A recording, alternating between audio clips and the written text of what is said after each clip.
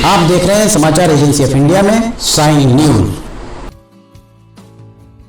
पितरों को प्रसन्न करने की पूजा विधि, सामग्री, तैयारियां आदि जानिए विस्तार से। घर पर भी किया जा सकता है पितरों का तर्पण, जानिए इसकी विधि। आप देख, सुन और पढ़ रहे हैं समाचार एजेंसी ऑफ इंडिया की साई न्यूज के धर्म प्रभाग में विभिन्न जानकारियों के संबंध में। पितर पक्ष आरंभ हो चुका है। सभी अपने अपने पितरों को प्रसन्न करने के लिए तरह तरह के प्रयासों में जुट चुके हैं।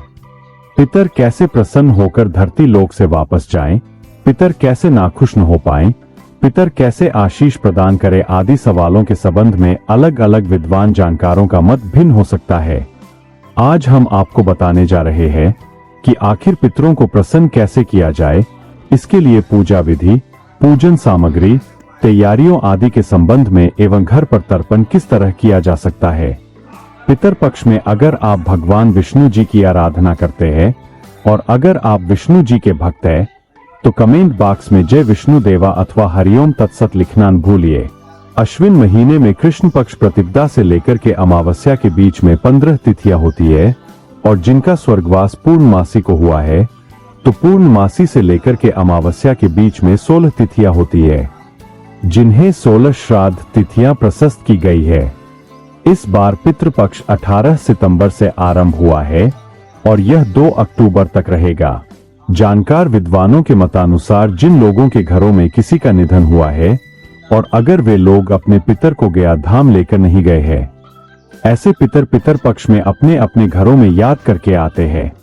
ऐसे लोगों के लिए जो विधि बताई गई है उस विधि के अनुसार आप अपने घर के सामने एक छोटा सा चबूतरा बना ले, उस चबूतरे को गाय के गोबर से लीप ले, वहां तिल, उड़द की दाल और चावल और पीला फूल चढ़ाकर उस पर पितरों को बैठाए और घर के जो सयाने अर्थात बड़े बुजुर्ग पुरुष है वो स्नान करके तिल से पितरों का तर्पण करें, जौ से ऋषियों का तर्पण करें और चावल से देवताओं का तर्पण करें, यानी 3-3 अंजुलि कुल 9 अंजुलि तर्पण प्रतिदिन करते रहें। विद्वानों के अनुसार जिस दिन जातक की जो तिथि पड़े उस तिथि को विशेष रूप से तर्पण करें, हवन करें और भोजन बनवा करके पूरा भोजन उस चबूतरा के पास निकाल करके जल घुमा दे और ब्राह्मण भोजन कराएं। अपने हिसाब से जो यथाशक्ति दान पुण्य हो सकता है वो करे तो पितरों को मिलता है, इससे पितर प्रसन्न होते हैं। पितरों का इस तरह से तर्पण करने से वो बहुत प्रसन्न होते हैं और वो घर के सभी को आशीर्वाद देते हैं। जिन घरों में पितर आते हैं, जिनका तर्पण नहीं होता है, वहां पर अशुभ होता है, वो श्राप भी दे सकते हैं। घर में नकारात्मक ऊर्जा प्रवेश होती है, इसलिए ध्यान रखें कि पितरों का 16 दिन तक तर्पण जरूर करें। जिस तिथि को प्राणी का देहांत हुआ है उस तिथि को तर्पण करके विशेष रूप से उड़द की दाल का पकवान और चावल दाल पूरी सब्जी जो घर में बनाएं और इस सब का भोग लगाएं तो पितर बहुत प्रसन्न होते हैं, उस घर को आशीर्वाद देते हैं।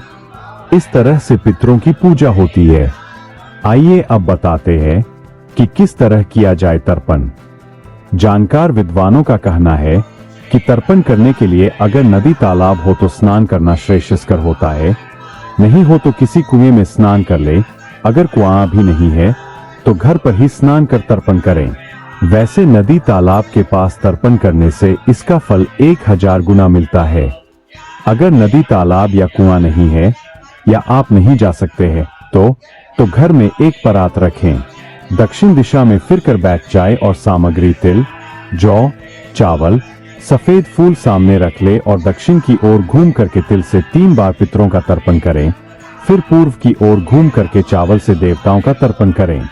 फिर उत्तर दिशा की ओर घूम करके जौ लेकर के ऋषियों का तर्पण करें। 3-3 अंजुलि लेकर तर्पण करें। पितरों का जिनका नाम याद है उनका नाम लेकर उनके गोत्र का नाम और उस जातक का नाम लेकर के तर्पण करें। जिनका नाम नहीं मालूम है बस याद कर करके सबको याद करके तर्पण करें तो पितर बहुत प्रसन्न होते हैं, घर में शुभ आशीर्वाद देते हैं।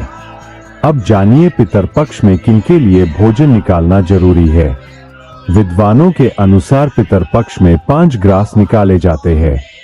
पहला ग्रास ब्राह्मण भोजन कराना पड़ता है, दूसरा गाय को भोजन देना पड़ता है, तीसरा ग्रास श्वान अर्थात कुत्ता को देना पड़ता है, चौथा कौवा को देना पड़ता है। पांचवा, जीव जंतु के लिए सड़क के किनारे रख करके जल घुमा करके प्रणाम करें तो उससे भी पितर लोग बहुत प्रसन्न होते हैं। 5 ग्रास निकालने के लिए नियम है कि पूजन करने के बाद जब भोजन बन जाता है तो पहले गाय के लिए निकालें, फिर ब्राह्मण को खिलाओ, फिर कुत्ता के लिए, कौवा के लिए, जीव जंतु के लिए निकाल दें। कुछ जगह एक साथ ही गाय के साथ ही सबके लिए भोजन निकाल दिया जाता है। वैसे सनातन धर्म में पितर पक्ष का हमेशा से ही खास महत्व रहा है। कहा जाता है कि इस दौरान पितरों की शांति के लिए किए गए उपाय बेहद लाभकारी साबित होते हैं। इसलिए हर कोई पितर पक्ष में अपने पितरों का श्राद्ध तर्पण जरूर करता है, जिससे उनकी विशेष कृपा प्राप्त की जा सके। कहा जाता है कि जिस किसी पर उसके पूर्वजों की शुभ दृष्टि रहती है, उसके जीवन में कभी कोई परेशानी नहीं आती। अब जानिए पितर पक्ष श्राद्ध की पूजा विधि के बारे में। श्राद्ध सूर्योदय से लेकर दोपहर 12:30 बजे की अवधि के बीच में करना सबसे शुभ माना जाता है। श्राद्ध करने से पहले स्नान कर स्वच्छ वस्त्र धारण करें। इसके बाद दक्षिण दिशा की तरफ मुंह करके अपने बाएं पैर को मोड़कर बाएं घुटनों को जमीन पर टिका कर बैठ जाएं।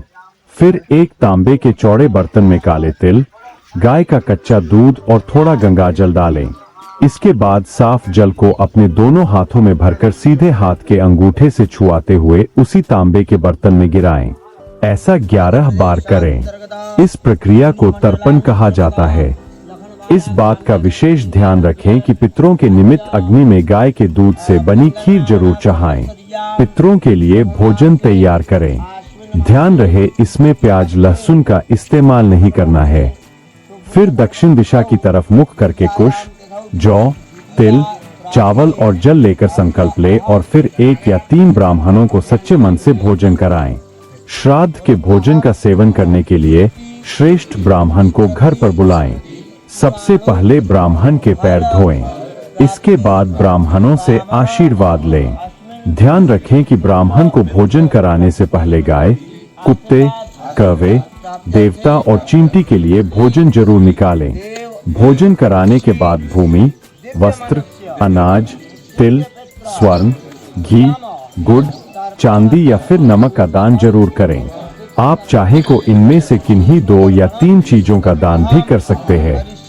इस बात का ध्यान रखें कि श्राद्ध पूजा में हमेशा सफेद फूलों का ही इस्तेमाल किया जाता है।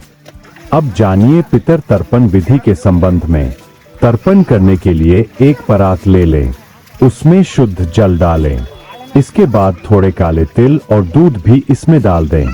फिर दक्षिण दिशा की तरफ मुख करके बैठ जाए और परात अपने सामने रख ले और एक अन्य खाली पात्र भी अपने पास में रखें। इसके बाद अपने दोनों हाथों के अंगूठे और तर्जनी उंगली में दूरवा यानी कुश लेकर अंजलि बना लें। इसका मतलब है कि दोनों हाथों को मिलाकर उसमें जल भर लें। फिर अंजलि में भरा हुआ जल जो खाली पात्र है उसमें डाल लें। कम से कम 3 बार अंजलि से तर्पण करें।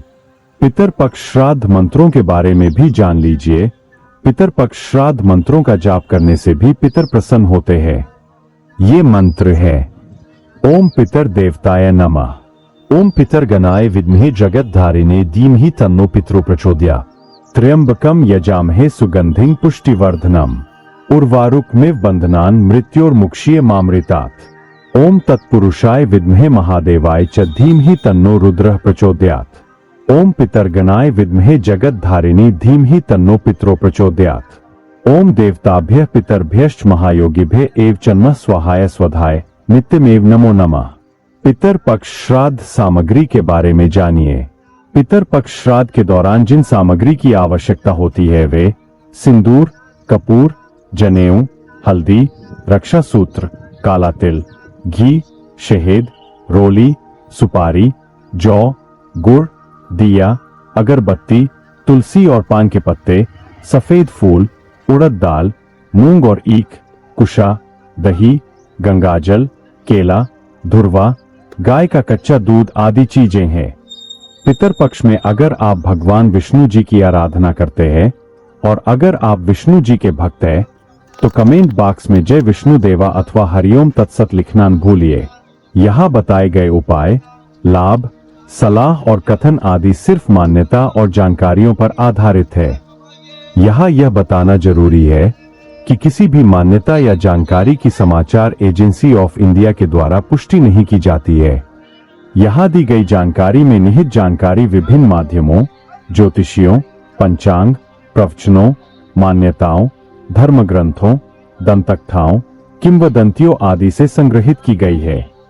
आपसे अनुरोध है कि इस वीडियो या आलेख को अंतिम सत्य अथवा दावा न माने एवं अपने विवेक का उपयोग करें। समाचार एजेंसी ऑफ इंडिया पूरी तरह से अंधविश्वास के खिलाफ है। किसी भी जानकारी या मान्यता को अमल में लाने से पहले संबंधित विशेषज्ञ से सलाह लें। अगर आपको समाचार एजेंसी ऑफ इंडिया में खबरें आदि पसंद आ रही हो तो आप इसे लाइक, शेयर व सब्सक्राइब अवश्य करें। हम नई जानकारी लेकर फिर हाजिर होंगे, तब तक के लिए इजाजत दीजिए। जय हिंद।